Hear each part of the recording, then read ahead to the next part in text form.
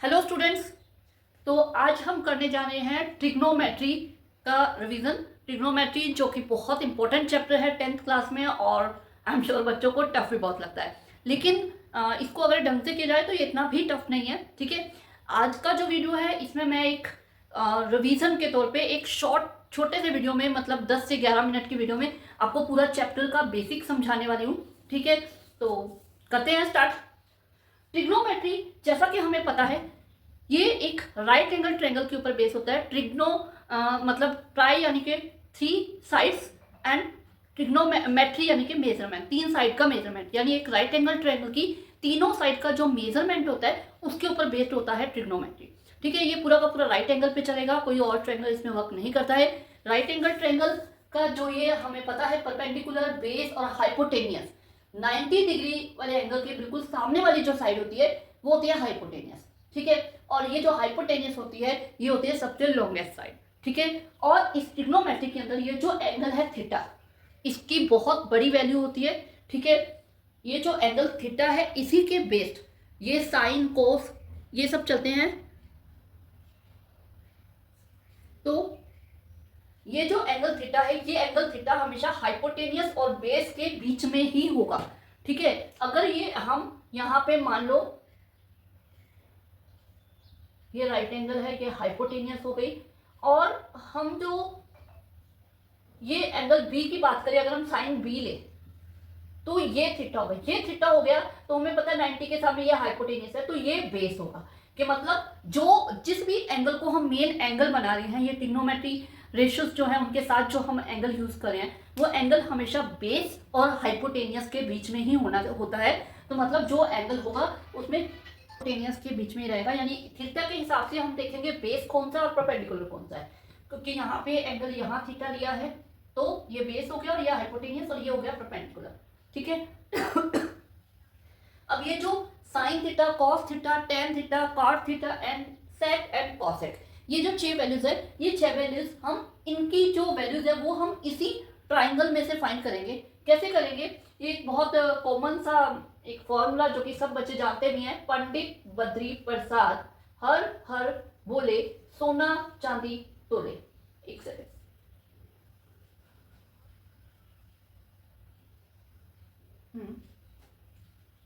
पंडित बद्री प्रसाद हर हर बोले सोना चांदी तोले। तो इस एस का मतलब है साइन, इसका मतलब है कॉस, इसका मतलब है टेन, और ये पी और बी का मतलब आप समझ ही गए होंगे। पी यानी कि परपेंडिकुलर, बी यानी कि बेस और एच यानी कि हाइपोटेनियस। तो अगर हम इसकी बात करें तो इसका मतलब ये है साइन थीटा जो होता है वो पी अपॉन एच के इक्वल होता है। ठीक है, तो अब साइन थीटा यहाँ पे यानी कि ये पी परपेंडिकुलर, ये क्या है ए बी, हाइपोटेनियस क्या है, ये है ए सी। ओके, ठीक है, उसके बाद कोस थीटा होता है बी अपॉन एच के इक्वल, बी यानी कि बेस, ये रहा बी सी, और हाइपोटेनियस यानी कि ए सी। टेन होता है पी अपॉन बी के इक्वल, तो वो आ जाएगा आपका पी यानी कि A B upon base B C. अब रही बात बाकी इन तीनों की। ठीक है, इन तीनों के लिए यहां पे मैंने कुछ बनाया है ट्रिग्नोमेट्री रेशियोज एंड एंगल। ये जो चीज है इसमें मैंने क्या कौन सी आइडेंटिटीज आपको दी है? Reciprocal identities. एक्चुअली ये जो सारी वैल्यूज हैं ये एक दूसरे की रेसिप्रोकल होती है। ये 3 मैंने बता दी, बाकी ये तीनों इन तीनों की रेसिप्रोकल होती हैं। जैसे कि जो कॉट है वो टेन का रेसिप्रोकल होता है, जो सेक है वो कोसेक का रेसिप्रोकल होता है, और कोसेक जो है वो साइन का रेसिप्रोकल होता है। ठीक है, यहाँ पे मैंने ये चीज लिखी हुई है, साइन 1 अपॉन कोसेक के इक्वल है, तो कोसेक क्या हो जाएगा 1 अपॉन साइन थीटा के। ओके, इसी तरह कॉस 1 अपॉन सेक होता है, और सेक होता है 1 अपॉन कॉस थीटा। टेन होता है 1 अपॉन कॉट, तो कॉट होता है 1 अपॉन टेन थीटा। ठीक है, ये इस तरह से रेसिप्रोकल होते हैं, और यही रेसिप्रोकल वैल्यूज यहां यूज हो जाएंगी। जो कॉट है, कॉट वो टेन का रेसिप्रोकल हो जाएगा, यानी कि बिल्कुल इसका उल्टा, बी अपॉन पी, उसको उल्टा करके ले लेना है, तो उसका बी आ जाएगा बी सी, पी आ जाएगा ए बी। ठीक है, इसी तरह सेक जो है वो कॉस का उल्टा होता है, सेक, एक सेकेंड, यहां आ जाएगा सेक। अब सेक हो जाएगा एच अपॉन बी, तो एच अपॉन बी के हिसाब से सेक की वैल्यू आ जाएगी एच यानी कि हाइपोटेनियस और बी यानी कि बेस। इसी तरह कोसेक जो है वो h अपॉन पी हो जाएगा, ठीक है, एच पी। तो आपने देखा एक राइट एंगल ट्रायंगल से इसीलिए इन्हें ट्रिग्नोमेट्री रेशियोज बोला जाता है, क्योंकि ये क्या होती हैं, रेशियो होती है इसकी साइड्स की, ठीक है, ये रेशियो, इनकी वैल्यू रेशियो के रूप में होती है। और इसमें क्या है, ये एंगल बहुत इंपॉर्टेंट होता है, बिना इस एंगल के SIN इज नथिंग, कुछ भी नहीं है, जब तक इसके साथ ये एंगल ना लगे। ये एंगल लगता है ये, तब ये साइन थीटा बनता है जिसकी वैल्यू हम यूज कर सकते हैं। तो ये एंगल और ये इसकी रेशियोज, इसीलिए इन्हें ट्रिग्नोमेट्री रेशियोज एंड एंगल्स लिया गया है, क्योंकि इन्हीं के बेस्ड होता है, ठीक है। अब कुछ ट्रिग्नोमेट्री आइडेंटिटीज जो कि आपकी 8.3 में यूज होती है सबसे ज्यादा, ठीक है, और सबसे ज्यादा यूज होती है, मतलब ये 3 आइडेंटिटीज है, इन्हीं 3 आइडेंटिटी से एक एक आइडेंटिटी से हम 4 और आइडेंटिटीज बना लेते हैं और जिनका हम आगे यूज करते हैं, वो भी मैं वीडियो अपलोड करूंगी, जिसमें क्या कहते हैं आइडेंटिटी से, एक आइडेंटिटी से कैसे 4 आइडेंटिटीज बनानी है, उनकी अलग वीडियो भी स्पेशली अपलोड करूंगी। बाकी यहाँ पे थोड़ा सा हम देखते हैं ये कैसे बनेगी। Sine square theta plus cos square theta is equal to 1 होता है। इसमें एक चीज हमेशा याद रखना, ये जो थीटा है ये सेम होना चाहिए। जैसे साइन स्क्वायर मान लो 50 डिग्री है प्लस कॉस स्क्वायर 45 डिग्री है, तो ये 1 नहीं बनेगा, यहां भी आपका 50 डिग्री ही आना चाहिए। Sine square 50 degree plus cos square 50 degree, जब ये एंगल सेम होगा तो इसकी वैल्यू 1 बनेगी। सबसे पहली चीज तो ये। अब हम इसे कैसे आइडेंटिटी कैसे बना सकते हैं। साइन स्क्वायर थीटा है, इस कोस को क्या करते हैं, उधर ले जाते हैं, उधर लेकर जाते हैं तो इसका साइन चेंज होगा, ये प्लस का है तो माइनस का हो जाएगा, तो वो हो जाएगा 1 माइनस कॉस स्क्वायर थीटा। तो हमारे पास साइन स्क्वायर थीटा की वैल्यू आ गई कॉस की फॉर्म में। इसी तरह अगर आपको कॉस स्क्वायर की वैल्यू बनानी है तो साइन स्क्वायर को उधर ले जाएंगे, ठीक है। अगर हम इस स्क्वायर को उधर ले जाए तो स्क्वायर दूसरी साइड क्या बन जाता है, स्क्वायर जाके वो बन जाता है रूट, तो ये रूट बन जाएगा, तो साइन थीटा आ जाएगा √1 माइनस कॉस स्क्वायर थीटा। इसी तरह कॉस थीटा आ जाएगा √1 माइनस साइन स्क्वायर थीटा।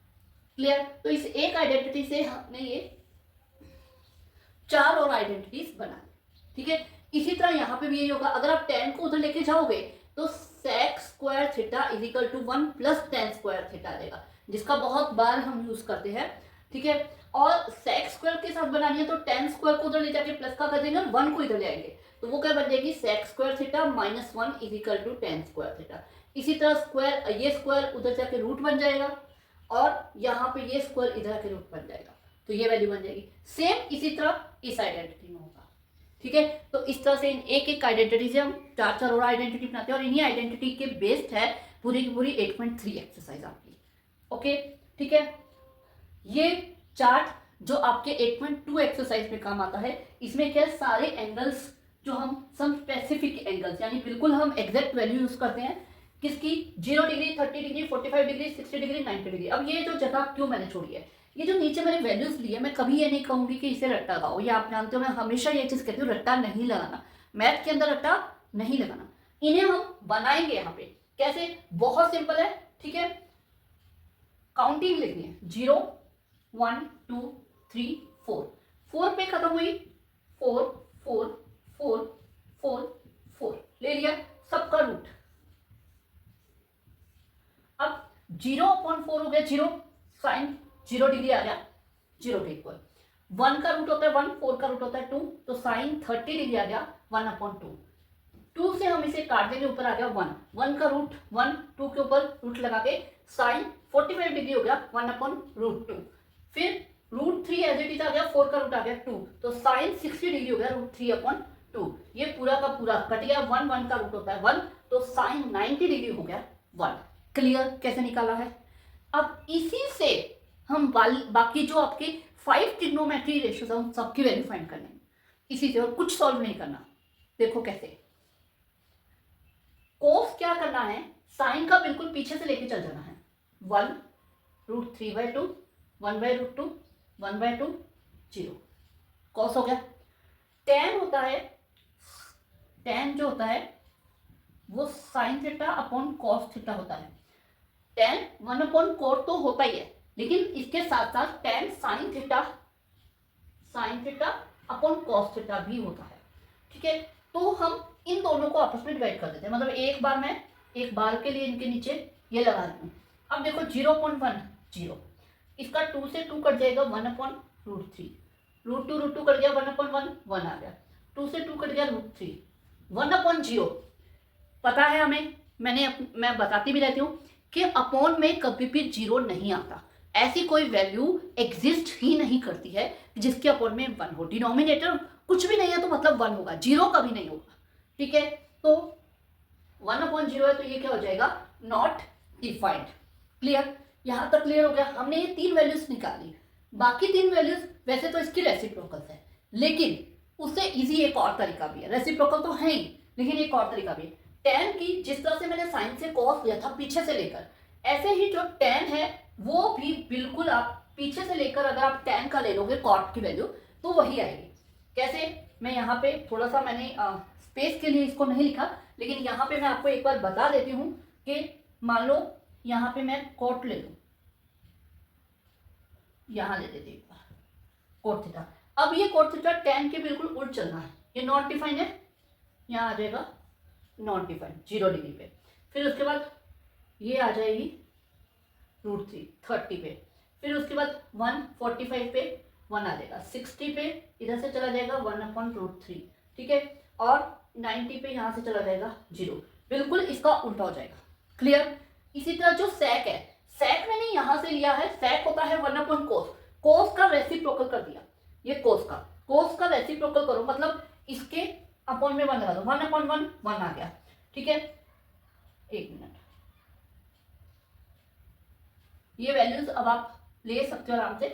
अब देखो sec cos का उल्टा लेना है, 1/1 1, 2/√3, √2/1, 2/1। अब ये अपॉन में 1 ले तो 1/0, नॉट डिफाइंड। sec आ गया, cosec बिल्कुल इसके पीछे से लेके चल जाता है, वही cosec 0 डिग्री नॉट डिफाइंड हो जाएगा, फिर वही 30 डिग्री 2 हो जाएगा, 45 degree √2 and 60 degree 2/√3 and 90 degree 1। बिल्कुल ऐसे आपको सिंपल बस ये कैलकुलेट करना, उसके बाद सारी वैल्यूज अपने आप निकलती चली जाएगी। Okay, clear. तो ये था पूरा ट्रिग्नोमेट्री, जो कि हमें पूरे चैप्टर में, मतलब 8.1 में ज़्यादातर ये वैल्यूज और वो यूज होती है, 8.2 में सारा ये चार्ट यूज होता है, और 8.3 में ये सबसे ज़्यादा यूज होता है। ठीक है, तो ओके।